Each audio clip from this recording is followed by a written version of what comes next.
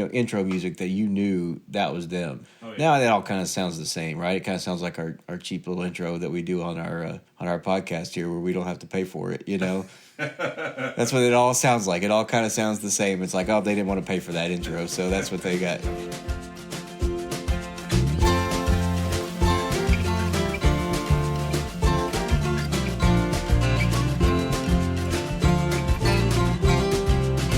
Hello and welcome everyone to episode 18 of The Mashup, the best bourbon conversation you're going to hear all week long. We're your hosts, Michael, Anthony, and Steven. Hello, fellas. Good evening, guys. Good evening. Pleasure to be with you guys. I know. You too. Fellas, so I've been watching quite a few new shows lately, and the one that's really got me, the series that's got me going right now is the A&E has this WWE series. One is called Most Wanted Treasures, and the other one is WWE Biography. So I'm a huge wrestling fan. They just started this a couple weeks ago, and so they've had like biographies of Stone Cold Steve Austin. They're going around the country searching for long-lost items such as Booker T's robe and all this crazy stuff, and it just got me like, I feel like a kid again. I'm just so over the moon about this show. I mean, I just wondered, like, what are you guys watching? Well, I have not seen that, but that sounds awesome because there was no better wrestling than wrestling in the late 90s and the early 2000s when we were in high school and college. I mean, I watched WWE religiously at that time, and I can't imagine how awesome that would be. Stone Cold Steve Austin was awesome. Oh, yeah. The characters back then were just so much better. They were unmatched. Well, I agree, and I feel like wrestling went through this thing where they went through the Attitude Era is what you're talking about, Yeah, exactly. Right? Where we had those awesome things going on, and there was a lot of stuff that probably wouldn't make it onto TV today, and so they're trying no, there's no way. Yeah, they're trying to sanitize the product and make sure that it's family friendly, but at the end of the day, wrestling, when it was in your face like that, was the best kind. And even like intro music was just like, everybody had, intro music that you knew that was them. Oh, yeah. Now it all kind of sounds the same, right? It kind of sounds like our cheap little intro that we do on our podcast here, where we don't have to pay for it, That's what it all sounds like. It all kind of sounds the same. It's like, oh, they didn't want to pay for that intro, so that's what they got. That's what they got, I never thought I'd hear a WWE in our podcast comparison, but that's a great thing there. That's exactly what it is. Yeah, that's fantastic. But not having recorded on the usual night, that allowed me on Sunday night to watch something that that I wouldn't normally get to watch, because usually I'm over here. Yeah, I had that opportunity, but I chose not to watch anything new. So, well, I mean, I'm over here geeking out about my WWE fandom and watching that. That's what I got to watch on Sunday night, and then you're over here just like, oh, I got nothing. No, actually, Sunday night I watched on the History Channel. They've got The Food That Built America. Oh, it's been so good. I watched 5 or 6 episodes of that. Last week, or this past episode, they took us through Kraft cheese, and then also I watched one on White Castle hamburgers. So That White Castle built America? White Castle was the first fast food restaurant in America. I know that. When was the last time you gentlemen had White Castle? That's a question.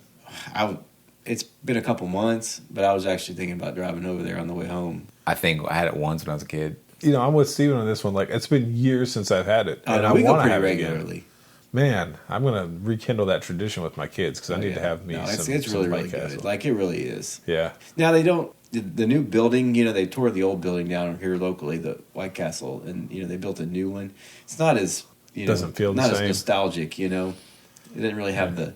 what they were known for was like their stainless steel and being clean and white. Now it just kind of looks like a regular restaurant. Yeah. It's lost its motif, right? And actually, we tried to... My sister came into town to take my kids out for Valentine's Day, and she made reservations at White Castle. You can make reservations on Valentine's Day. You can. Wow. Yeah. Well, and they go fast too. Yeah. And so she made them, and she was like, "Oh, this is awesome." And then it turns out we got there, and it was kind of a bait and switch, because we got there and they weren't open inside because of COVID. So she's like, "Well, why did I make reservations to get to-go orders? Like, I could have, that the whole point is the ambiance of taking you to White Castle on." They put out tablecloths and everything like that, but if you're just taking it to go, well, why make a reservation for that? That doesn't make any sense. Exactly. Well, your show that you watch sounds like a combination of 30 for 30 meets American Pickers. Yeah, it's kind of like that. That's a really good way of describing it. Yep. Yeah.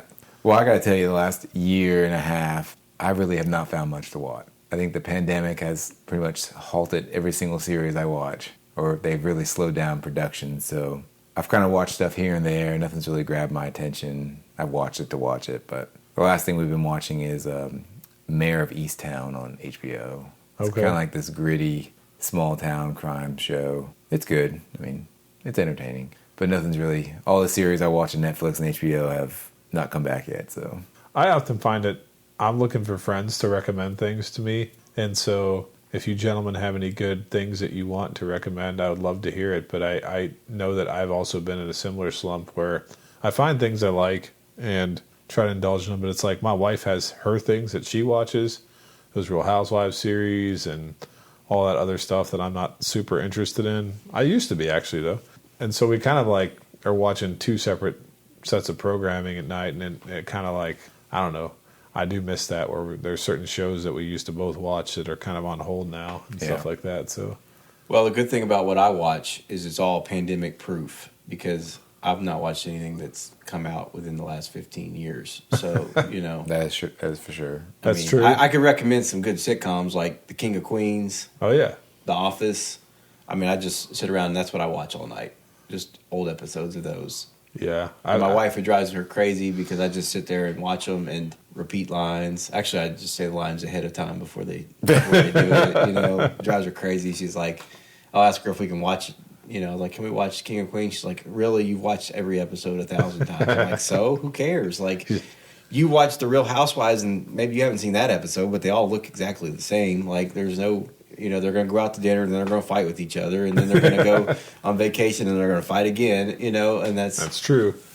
the way it works. And I don't know if that's Dallas or L.A. or New York or Orange County, but they're all the same. So How'd you forget Atlanta? I mean, Atlanta's Atlanta's that's best. true. Yeah. Oh, yeah, Oh, RHOA. yeah. I do know that one. Yeah. That's it. I say That's that a good one a lot. one. That's usually the one I go to bed with Phaedra and all them, yeah. You go to bed with them, huh? Knew one yeah, day. yeah, I know the names. Don't worry. Gentlemen, this week I think we have a Dusty we can review. Jim Beam Distiller's Cut. Yeah, that's funny. You call it a Dusty. I mean, it's a modern Dusty, I guess is the best way to put it, right? So this bottle was introduced in 2017. It's Jim Beam Distiller's Cut. And, of course, the distillery is Jim Beam, Suntory Beam. And the bottle date is 2018. The ABV is 50%. It's 100 proof. It's got an age statement of 5 to 6 years old. Very precarious, right? Got to be in that 5 to 6 year old range. And of course, it carries the standard beam mash bill, which is 77% corn, 13% rye, and 10% malted barley. And the MSRP on this bad boy is only $23. It's very bold of them to put an age statement of 5 to 6 years. Right. You think we got the 5 or the 6-year-old one? What's interesting, guys, is it says right there on the box in front of you, it says limited release. So this is special stuff we got tonight. Oh, man, this is like Justin's House of Bourbon type stuff, right? It is. Yeah, I think so. So this has nothing to do with this bottle, but hearing the term Dusty cracks me up because... So I went on this little streak when I was first got into like the secondary market. I found the old Fitzgerald, the prime bourbon that, you know, it's like $9.99 at Walgreens around here. Yep. You know, that's not sold everywhere, evidently. I found this out. I saw a guy on one of the Facebook groups put one up, and he claimed it was a 2013. Oh. So he called it a Dusty, right? And so he basically showed the bottom of the bottle, and there was a 13 on there. Or no, 2012. I take that back. And he's like, it's a Dusty, it's 2012. Well, this thing just went for like $50 or $60, which, you know, when you're only paying $10 for it, like... Absolutely. So I'm like, hold on.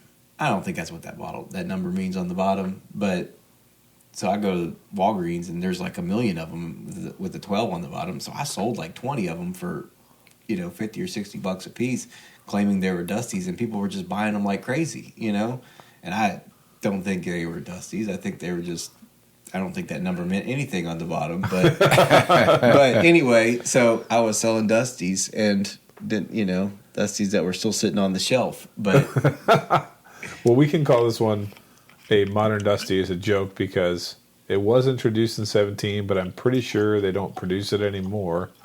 And so even though, of course, being 2021, I think you can still find it in some places because they produced a lot of it. And, of course, you're going to have some sitting on the shelves. But Well, there's nothing better than a Jim Beam bottle. Like, it looks like a whiskey bottle, right? Old school. I know I whiskey talked bottle. about that before. Going to Gatlinburg and you get the old time photo, and they give you an empty bottle. It's usually a Jim Beam bottle, right? It's either a Jack Daniel's bottle or a Jim Beam bottle, and this is like as similar to the Jim Beam White Label bottle, except a little more rectangular than square. It's kind of like what Jim Beam does with every one of their bottles, I think. We had a little discussion about whether the label was black or green earlier before the episode here on the Distiller's Cut, and It's obviously black. It's obviously not black. It's debatable on what it is. And you guys can't include me in this discussion because I have a hard time. I have a partial color blindness, and so. But see, that's the thing is you started the conversation off, but never told us you were partially colorblind. That's true. So we looked at you like you were stupid for calling it green, and then we realized you had a reason for calling it green. That's true. But I do like that they say 5 to 6 years on it. They call it a limited release right on the bottle. The screw top is awesome. Give me a screw top like this. A good screw top, not a cheap Weller one. It does leak a little bit when you pour it. It does. You're right. But this is genuine Beam bourbon right here. Michael, this is a little on the spot here. Can I ask you to read what it says on the side of that? Oh, yeah, about the Distiller's Cut? Yes, about what you're supposed to do with this whiskey. Oh, that's right. I was going to point that out. Very important. Yes, exactly. So it says right here, meant to be shared with friends and family. Oh, yes. So I feel pretty honored that you brought this over. Yeah. Salute. My name certainly isn't Limperos, so I must be a friend, right? 100%. I didn't even get into the box, so I'm not. You didn't even tell anybody the box came with it, Steven. That was your thing, right? You're talking about the black box? The black. Come on. It looks green to me. It's black, I guess. Oh, it's got for those of you that are like card collectors, it's got a signature on here. Ooh. James B. Beam, and it says none genuine without my signature. Okay. So no signature, it's not Jim Beam. That's right. And, we just saw that, there was a thing that hit the TV about fake whiskey and, counterfeit whiskey. Mm-hmm. I'm sure there are people that are counterfeiting Jim Beam whiskey all over the place, right? Left and right. Yeah. So he went ahead and stamped his signature on the bottle. So that guarantees authenticity and quality. Well, it'll be fun. 100 proof, right? So I think the regular Jim Beam's 90 proof. I think it's 90, or is it 80? I don't know, but they have a bottled in bond. Yep. And that would be 100 proof, but this one's not bottled in bond. It's just 100 proof. Yeah. And then they've got the Jim Beam Black, which is aged longer, but this is not Jim Beam Black. This is just aged longer. Yep. So this is kind of like a little... I'm confused. Are there a lot of the products that sound very similar? Oh, are you kidding me? You got Refill Batch that just came out 2 years ago, and that's still on the shelves. You got your standard white label. You got the ones Michael just mentioned. You got Devil's Cut. You guys forgot about that one, right? Oh, that's right. Yeah, there was. That's a big brand extension that they've had, and of course, there's a Double Oak. There's Double Oak, and then when we talk about Jim Beam, there's the Black, but then they also have their host of more premium products, which are our Knob Creeks, Booker's, Baker's, Jim Beam Honey, Jim Beam Apple. Oh, that's true. Yeah, who could forget? But they got probably I would say close to 30 different labels that are all utilizing the similar juice, and then don't get me started with the experimental stuff. Right? They've had experimental limited releases. Little Book is a big brand extension that's been going on the last couple of years, a premium release that comes in the fall. So, actually, is this the first Beam product we're trying? I've been trying to get a Beam product on this show for a month. Oh, well, there you go. I said, we got to hit the Jim Beam distillery, right? Yeah, I guess it is. Well, I volunteered at Old Tub, but you guys shot that down. Did we? I don't know if you shot it down. Steve just ignored it, I think. Anyway. All right, should we? I heard that the Knob Creek pick up at Kroger's by our house. So, oh, yeah? Yeah, you could get one of those. They're kind of hard to get, I think. One of 18 in town. Fellas, should we go for our first nose? For sure. Well, right out the gate, smelling a lot of ethanol. Young. I'm sorry. Young. It's 5 to 6 years. Nuts, peanuts. Yeah, once you get past that ethanol, though, there is quite a bit to smell. I've been noting. You got the nuts, like you said. There is a pretty nice vanilla note. I agree. That's in there. I mean, you have the spice, and there's a little orange and apple I'm getting out of it. Yeah, a little citrus. Any chocolate for you guys? Yeah, a little bit, but I think that might be like a chocolatey vanilla kind of smell. Like a candy bar? Yeah, I can pick up a little chocolate out of that. Tiny bit. Yeah. The orange, though. It's that kind of sweet. You said orange or apple? Both. Both, yeah. I get the orange. It's interesting. I mean, one thing you got to remember when we're smelling this is $20, $22, $23 a bottle. But it does have the ethanol. Oh, yeah. That hits you first. Definitely. Shall we? It's got a burn. Yeah. Does have some burn. So you know it's 100 proof. I mean, some things we taste for like, I can't believe it's 110 or 115. This one tastes every bit of that 100 proof, right? It's probably got medium finish. I picked up that orange on the palate and also a little bit of like, I wouldn't call it like, I know I said peanuts, but like maybe like peanut brittle flavor. This definitely bites back at you. It does. Yeah. Yeah. It's not super smooth. Definitely not. You know, you're drinking bourbon. Yeah. I will say I tried to do a little bit of the chewing motion when I tasted this one because if you guys have ever listened Kentucky Chew? Yeah, if you ever listen to Fred No talk about tasting bourbon, he always talks about chewing when you taste that bourbon. I won't really explain what he says, but I've listened to a little bit of what's going on. He's supposed to have selected these barrels that go into this batch, so I thought I would mention that if you listen to him talk about tasting bourbon, he talks about chewing it when you taste it. And so that brings those T-shirts you see sometimes with Kentucky Chew. I always took that as tobacco. Is there another meaning behind it? Well, I'm not sure exactly what T-shirts you're talking about, but okay. I've never seen it either.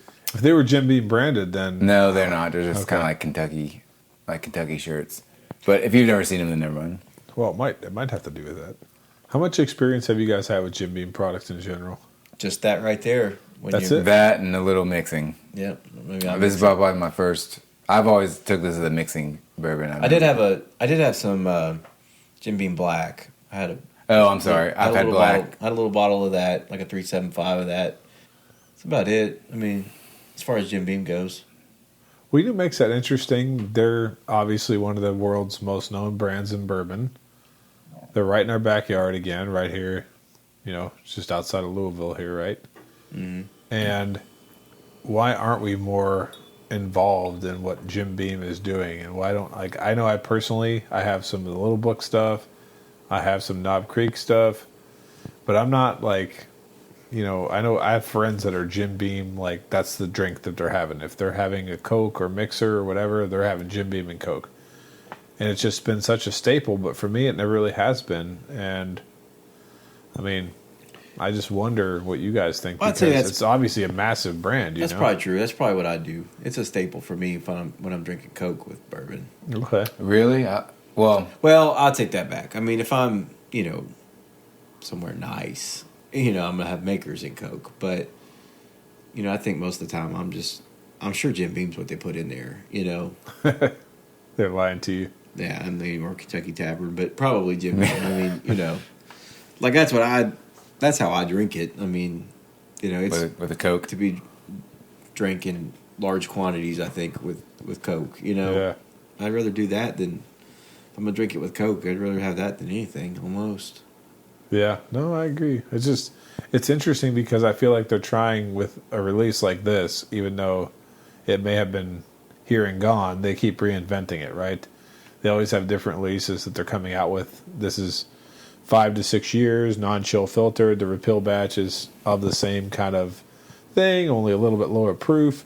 I feel like they're always trying to make something that's a little bit more premium at a lower price.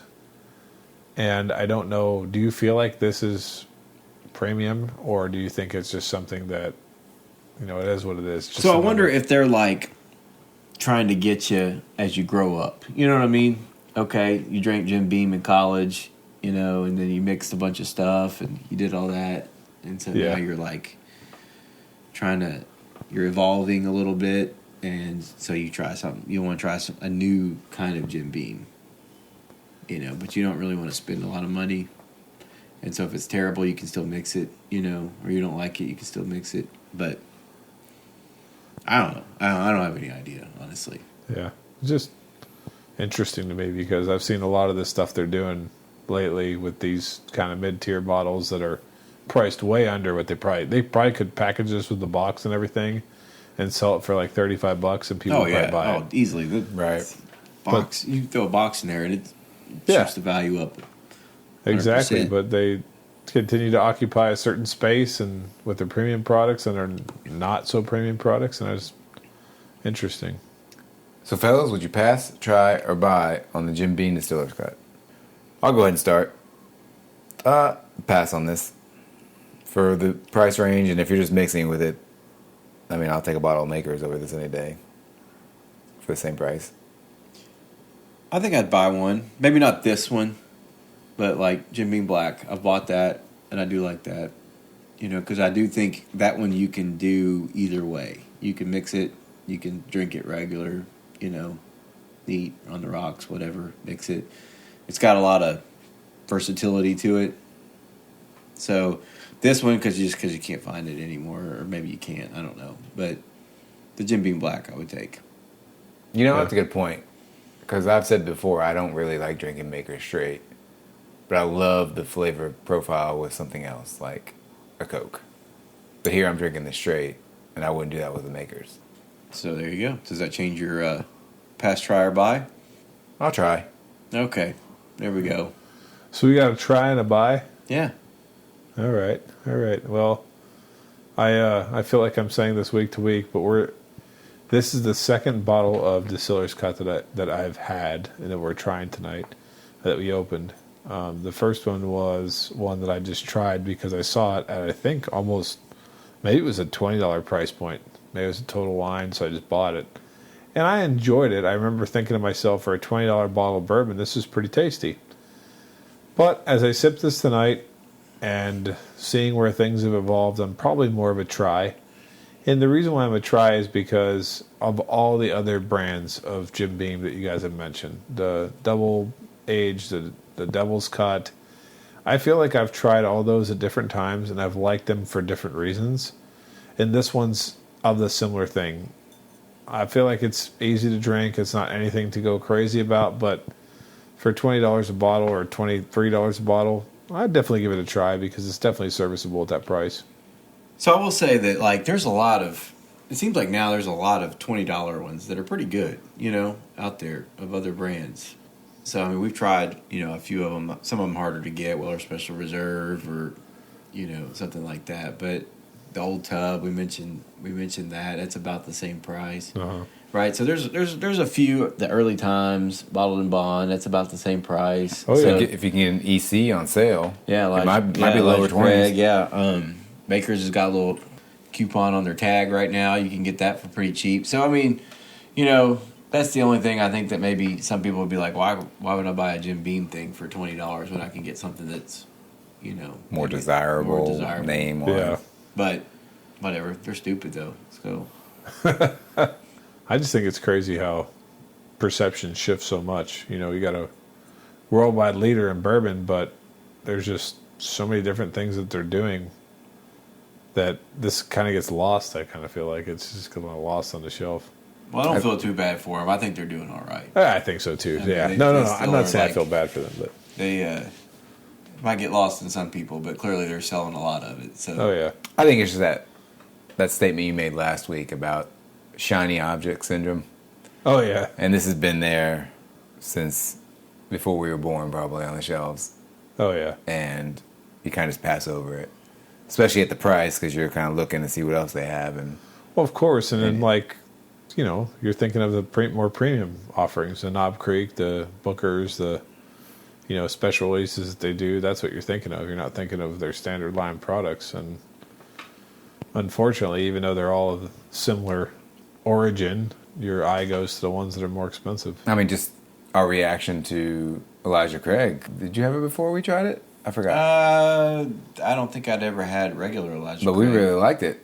It was Just tasty. Just Yeah. a small batch. We really liked it. That's probably true. And so, and that's always been on the shelves. Yep. And here we are with another product that's always been on the shelves. And Just so you guys. definitely try it. Oh yeah, there were Yeah. articles written about this bottle when it first appeared that said like clear the shelf. Like this is a 5 to 6 year old premium product offered by one of Kentucky's premier distilleries, and you can't pass it up. And I wouldn't be clearing the shelf, but I mean, definitely liked enough to buy another bottle. So the try is definitely right. I mean, 6 years old is nice. Like, that's not, Yeah. that's not like it's, some kind of shortcut there. Doing a good job there, Jim. You mean Fred and Freddie? No, I was just reading the signature on the bottle there, James Yeah. B. Beam. They should replace that. Well, I've seen the commercials on TV. He waited after Prohibition for 4 years. He waited for Mila Kunis to come That's right. and talk about toasting barrels. Yep, that's what right. he waited for. Yep. Yeah, that's what it's all about. And with that, thanks for listening to this week's edition. Please like and follow us on Facebook, Instagram, and Twitter at TheMashupKY. Also, let us know your thoughts on this bottle in the comment section. Until next time, keep it neat.